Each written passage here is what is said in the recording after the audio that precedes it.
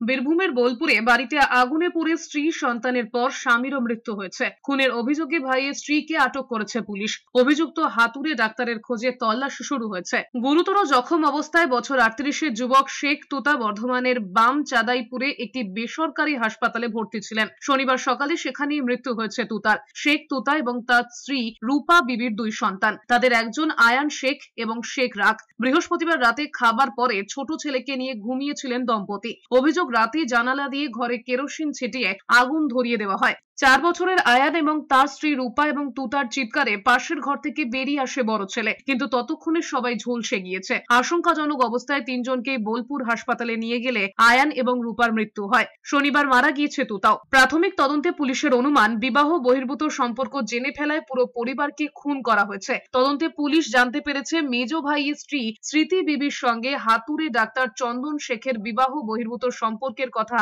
জেনে গিয়েছিলেন তুতা। এরপরেই হত্যার ছক কষা হয়েছিল বলে মনে করছে পুলিশ। ইতিমধ্যে স্মৃতিকে আটক করেছে পুলিশ। হাতুড়ে ডাক্তারের খোঁজে তল্লাশি চালাচ্ছে পুলিশ।